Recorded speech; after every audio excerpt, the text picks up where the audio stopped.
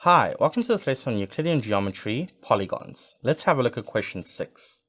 In the diagram we have the following. P and Q are the centers of two circles, okay?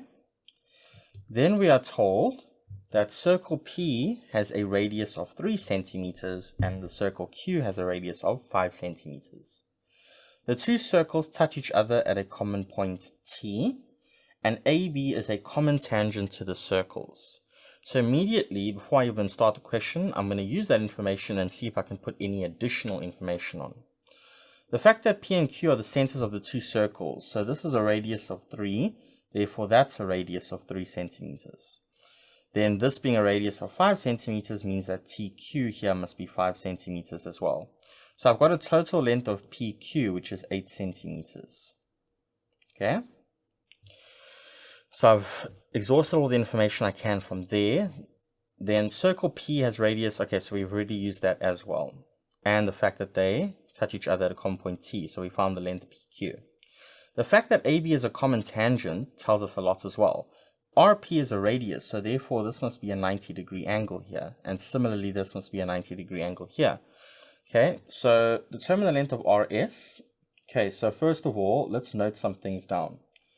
We know that AB is perpendicular to RP, and that is by tangent perpendicular to radius. Okay, this implies that angle PRS is 90 degrees. And by similar logic, AB is perpendicular to SQ by the same reasoning. Therefore, angle QSR, that's also equal to 90 degrees. Okay, so I think I've exhausted all the useful information that we can put together here. Okay, so now we want to work out this length here, RS. Okay, so let's think about how we can do this. Okay, so far, in all the circle theorems that we can go through, right, we know with centers, we've exhausted as much information as we can about centers because there's no chords in the circle.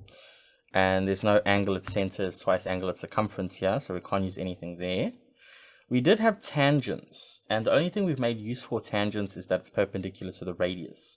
And that's about it, because again, there's no significant chords that we can use here to do tan chord theorem, and there's no two tangents coming together at a common point, so we can't use those. So what you're doing here is you're logically exhausting all the theorems that you could possibly use and seeing which ones can be used, because if they can't be used, we eliminate them, and then whatever remains, that is what we need to go ahead and use.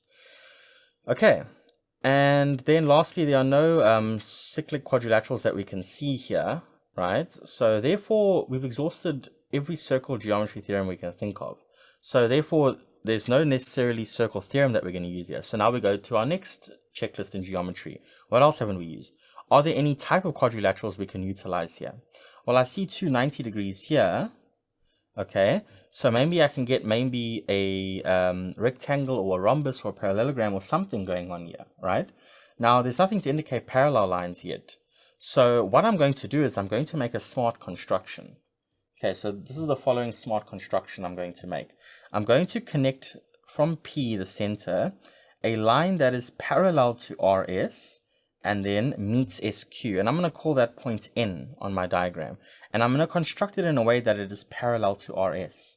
So I'm going to say construct line PN such that PN is parallel to RS. Okay, now that has a wealth of information that we can use. The fact that it is parallel now, okay, means that you can invoke co-interior angles. So remember your fun diagram.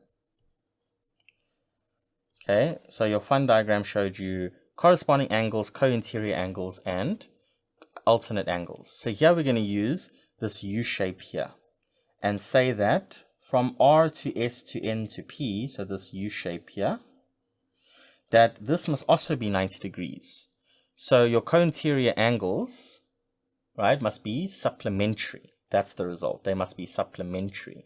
So it means they must add up to 180 degrees. So if this is 90, then that means angle N here must be 90 degrees as well. So this implies then that angle SNP equals 90 degrees, and that is by co-interior angles are supplementary. Okay, and that again is because PN is parallel to RS. And the same argument can be used to show that that must be 90 degrees. Okay. Now, there was a special way that I wanted to construct this shape here. I also wanted to construct it not so that it's just parallel, but also that when you connect it to that point, that these opposite pairs of sides must be equal as well. Okay, so in my construction, I'll say construct line PN such that this is true and such that SN is equal to 3 centimeters as well. By doing that construction, I have guaranteed that the shape RSNP is a rectangle. Okay, and that is because opposites, or all angles are 90 degrees inside, first of all, and opposite sides are parallel. Okay, this radius now will be parallel, RP, to this radius here. Okay, the fact that I've got it as a rectangle can help me greatly now, because now I look at the information here at the bottom and I notice that there's this triangle here. So let's extract that triangle out here. P, N, and Q. Now notice because this is 90 degrees and SQ is a straight line, it's the radius, this means that this angle here must be a 90-degree angle. Okay, so I can say now, in triangle PNQ, angle N equals 90 degrees, and that is by angles on a straight line. That straight line being SNQ, the radius line. And notice that opposite the 90 degree, I've got the hypotenuse PQ, which we worked out to be 8 centimeters. And the length of NQ, now the full radius, SQ, was 5 centimeters. And we constructed SN that it was 3 centimeters. So therefore, this leftover part must be 2 centimeters. So that means I can work out the length of PN using the Pythagorean theorem. And notice that PN must equal RS because it is a rectangle. Right? Opposite pairs of sides of a rectangle are equal. So therefore, I just need to find Pn using the Pythagorean theorem. So therefore, I have Pn squared plus 2 squared equals the hypotenuse, 8 squared. Okay, so remember the hypotenuse is opposite the 90-degree angle.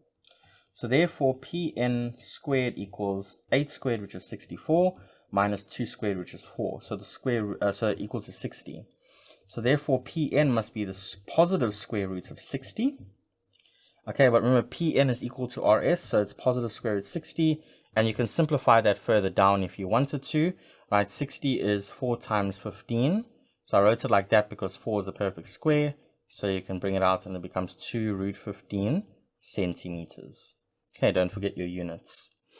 All right, and that's how we would do this type of question, right? So a lot of information going on, but at the end of the day, when it comes to these types of questions, what you need to do in your geometry is go through each checklist that you can. So we go through our circles checklist. None of the theorems were applicable. I go to my next checklist. What is that? The quadrilaterals. Here I identified I could try and construct a rectangle, which was able to help me work out that shape.